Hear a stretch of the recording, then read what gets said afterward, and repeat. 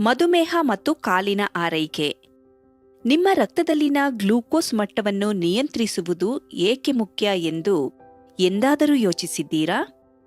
ನಿಮ್ಮ ಸಕ್ಕರೆಯ ಮಟ್ಟವು ತುಂಬಾ ಹೆಚ್ಚಾಗಿದ್ರೆ ನಿಮ್ಮ ರಕ್ತದಲ್ಲಿನ ಹೆಚ್ಚುವರಿ ಗ್ಲೂಕೋಸ್ ನಿಮ್ಮ ಪಾದಗಳಲ್ಲಿನ ನರಗಳನ್ನು ಹಾನಿಗೊಳಿಸುತ್ತೆ ಮತ್ತು ನಿಮ್ಮ ಕೆಳಭಾಗಗಳಿಗೆ ರಕ್ತದ ಹರಿವನ್ನು ತಡೆಯುತ್ತದೆ. ಇದು ಸೋಂಕಿಗೆ ಕಾರಣವಾಗಬಹುದು, ಅದು ಪಾದದ ಗಂಭೀರ ಸಮಸ್ಯೆಗಳಿಗೆ ಕಾರಣವಾಗಬಹುದು. ಸಾಮಾನ್ಯ ಜನಸಂಖ್ಯೆಗೆ ಹೋಲಿಸಿದ್ರೆ ಮಧುಮೇಹ ಇರುವವರಿಗೆ ಲೋವರ್ ಲಿಂಬ್ ಆಂಪ್ಯುಟೇಷನ್ ಆಗುವ ಹೆಚ್ಚು ಸಾಧ್ಯತೆ 15ರಿಂದ 40 ಪಟ್ಟು ಹೆಚ್ಚು. ಪ್ರತಿ ಸೆಕೆಂಡಿಗೆ ಮಧುಮೇಹ ಇರುವ ವ್ಯಕ್ತಿಯು ಜಗತ್ತಿನ ಎಲ್ಲೋ ಒಬ್ಬ ಒಂದು ಕಾಲು ಕಳ್ಕೋತಾನೆ. ಭಯಾನಕ ಅಲ್ವೇ?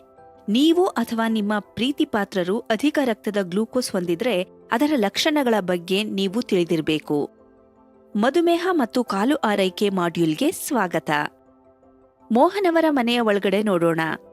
ಮೋಹನವರ ತಾಯಿ ಮಧುಮೇಹ ರೋಗಿಯು ತನ್ನ ಕಾಲುಗಳಲ್ಲಿನ ನೋವಿನ ಬಗ್ಗೆ ಸ್ವಲ್ಪ ಸುಡುವ ಸಂಯೋಜನೆಯೊಂದಿಗೆ ದೂರುತ್ತಾರೆ.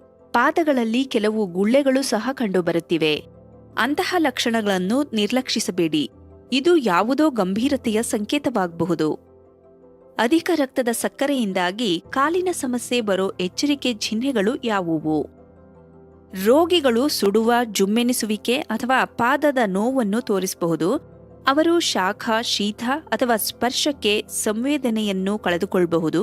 ನಿಮ್ಮ ಪಾದಗಳ ಬಗ್ಗೆ ಅಥವಾ ಆಕಾರದಲ್ಲಿ ಬದಲಾವಣೆ, ಕಾಲ್ಬೆರಳುಗಳು, ಪಾದಗಳು ಮತ್ತು ಕೆಳಗಿನ ಕಾಲುಗಳ ಮೇಲೆ ಕೂದಲು ಉದುರುವುದನ್ನು, ಕಾಲ್ಬೆರಳುಗಳ ಉಗುರುಗಳು ದಪ್ಪವಾಗುವುದು ಮತ್ತು ಹಳದಿ ಬಣ್ಣಕ್ಕೆ ತಿರುಗುವುದು, ಕೆಂಪು ಕಲೆಗಳು, ಗುಳ್ಳೆಗಳು, ಹುಣ್ಣುಗಳು, ಸೋಂಕಿತ ಕಾರ್ನ್ಸ್ ಅಥವಾ ಒಳಸೇರಿದ ಕಾಲ್ಬೆರಳ ಉಗುರುಗಳನ್ನು ಸಹ ನೀವು ಗಮನಿಸಬಹುದು. ನಿಮ್ಮ ಪಾದಗಳ ಬಗ್ಗೆ ತಿಳ್ಕೊಳ್ಳಿ. ಕಾಲ್ಬೆರಳುಗಳ ಉಗುರುಗಳಿಂದ ಹಿಡಿದು ಹಿಮ್ಮಡಿಯವರೆಗೆ ನಿಮ್ಮ ಪಾದಗಳನ್ನು ಪ್ರತಿದಿನ ಪರೀಕ್ಷಿಸಿ ಮತ್ತು ಶುಷ್ಕತೆ, ಕಡಿತ, ಹುಣ್ಣುಗಳು ಮತ್ತು ಜಡ್ಡುಗಟ್ಟಿದ ಭಾಗ ಹೀಗೆ ಯಾವುದೇ ಅಸಹಜತೆಗಳಿದ್ರೆ ಚಿಕಿತ್ಸೆ ನೀಡಿ. ಗಾಯವು ಉಬ್ಬಿಕೊಳ್ಳುತ್ತಿದ್ರೆ, ಊತ ಅಥವಾ ನೋವಿನಿಂದ ಕೂಡಿದ್ರೆ ವೈದ್ಯಕೀಯ ಚಿಕಿತ್ಸೆ ಪಡೆಯಿರಿ. ಅದು ಸೋಂಕಿಗೆ ಒಳಗಾಗಬಹುದು. ನಿಯಮಿತವಾಗಿ ಕಾಲು ಮತ್ತು ಕಾಲು ಬೆರಳುಗಳ ಆರೈಕೆ ಮಾಡಿರಿ. ನೀವು ಹಗುರವಾಗಿ ಪರಿಗಣಿಸುವ ದೇಹದ ಭಾಗವನ್ನು ಚೆನ್ನಾಗಿ ಆರೈಕೆ ಮಾಡಿ. ಸೌಮ್ಯವಾದ ಸಾಬೂನಿನಿಂದ ಪ್ರತಿದಿನ ನಿಮ್ಮ ಪಾದಗಳನ್ನು ಬೆಚ್ಚಗಿನ ನೀರಿನಲ್ಲಿ ತೊಳೆಯಿರಿ. ನಿಮ್ಮ ಮಧುಮೇಹದಿಂದಾಗಿ ನಿಮ್ಮ ಪಾದಗಳಿಂದ ನೀರಿನ ತಾಪಮಾನವನ್ನು ಗ್ರಹಿಸಲು ಕಷ್ಟವಾಗಬಹುದು.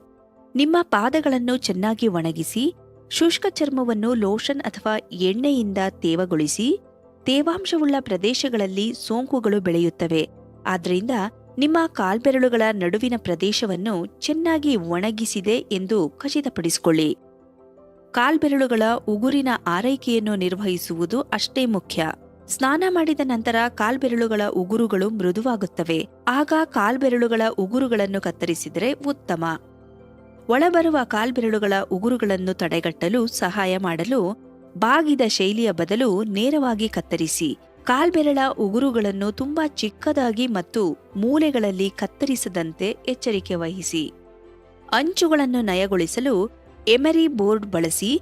ನಿಮಗೆ ಚೆನ್ನಾಗಿ ಕಾಣಿಸದಿದ್ರೆ ಅಥವಾ ನಿಮ್ಮ ಉಗುರುಗಳು ದಪ್ಪವಾಗಿದ್ರೆ ಅಥವಾ ನಿಮಗೆ ನರರೋಗ ಇದ್ರೆ ಅಥವಾ ಕಾಲಿನ ಸೆನ್ಸಿಟಿವಿಟಿ ಮೇಲೆ ಪರಿಣಾಮ ಬೀರುವ ನರ ಹಾನಿಯಾಗಿದ್ರೆ ನಿಮ್ಮ ಕಾಲ್ಬೆರಳುಗಳ ಉಗುರುಗಳನ್ನು ಕಾಲಿನ ವೈದ್ಯರು ಅಥವಾ ಇನ್ನೊಬ್ಬ ಹೆಲ್ತ್ ಕೇರ್ ಪೂರೈಕೆದಾರರಿಂದ ಟ್ರಿಮ್ ಮಾಡಿಸಿ.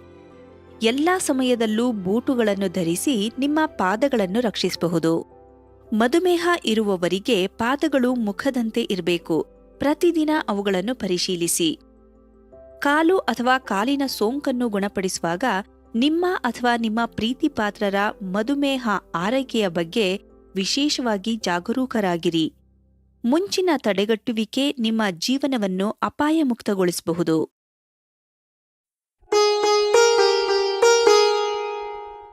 Beet diabetes win life USV ವತಿಯಿಂದ ಸಾರ್ವಜನಿಕ ಜಾಗೃತಿ ಉಪಕ್ರಮ.